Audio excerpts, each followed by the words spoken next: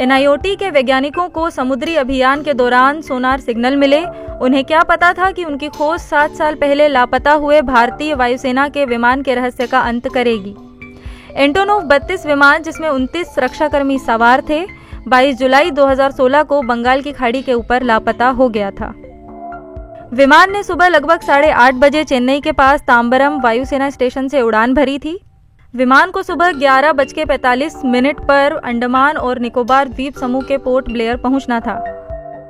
सुबह करीब 9:15 बजे भारतीय वायुसेना का विमान से संपर्क टूट गया जब वह 23,000 फीट की ऊंचाई पर उड़ रहा था। ETV भारत ने उन वैज्ञानिकों से बात की जो गहरे समुद्र में खोज का हिस्सा थे। उन्होंने हमें अपना गियर दिखाया, जिससे AN-32 मलबे का पता लगाने में मदद मिली। उन्होंने जिस ऑटोनोमस अंडर वाटर व्हीकल का इस्तेमाल किया वह 6.6 मीटर लंबा और 0.875 मीटर चौड़ा है और इसका वजन लगभग 2 टन है। गोता लगाने से लेकर वापस लौटने तक की इसकी कैपेसिटी 48 घंटे की है, जो विमान के मलबे का पता लगाने में महत्वपूर्ण कारक साबित हुई। नॉर्वे से आयातित अंडर वाटर वाहन प्रत्येक गोता से पहले फीड किए गए डेटा का उपयोग करके ऑटोमेटिक रूप से संचालित होता है। 30 घंटे की मेहनत के बाद आखिर में मलबा मिला। As a part of development of technology for developing the technology for exploration of non-living resources, that is minerals available under ocean, we have now developed an autonomous underwater vehicle which is capable of going up to 6,000 meters depth. So, as a part of the exploration activities in the recent years, we went to the Bay of Bengal, where we had a strong reflection of some objects observed at 3,400 meters depth on the seabed of the Bay of Bengal.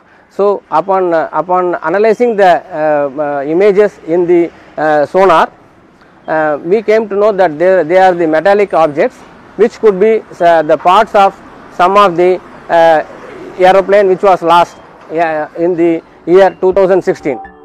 जिन वैज्ञानिकों का मानना था कि यह जहाज का मलबा है, उन्होंने राउंडेल की पहचान वायुसेना के विमान के रूप में की और रक्षा मंत्रालय से संपर्क किया।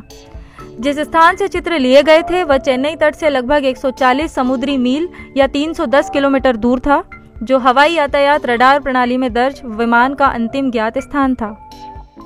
We went close to the seabed and for taking the photographs of the objects.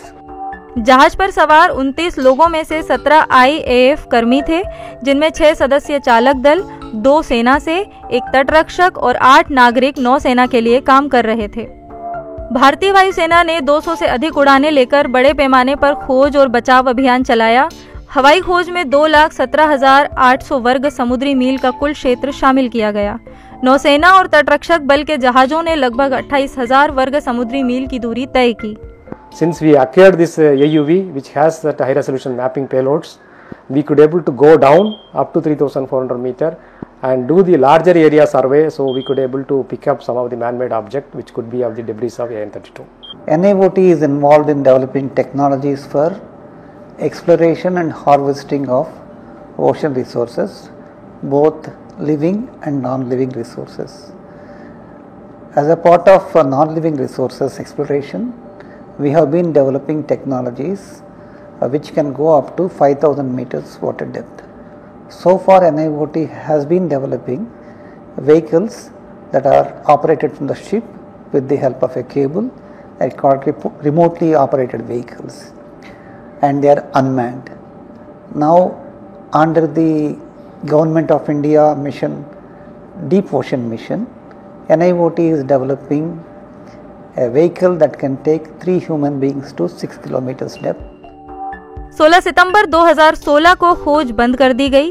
भारतीय वायुसेना ने सभी को मृत मान लिया और परिवारों को सूचित कर दिया गया। अब विमान के बारे में महासागर खनिज एक्सप्लोरर 6000 के नाम से जाने जाने वाले वाहन ने मलबे को नहीं देखा। इसे भारतीय वायुसेना ने पुष्ट कर लिया है। रक्षा मंत्रालय के अनुसार इससे लापता हवाई जहाज की कहानी का अंत हुआ।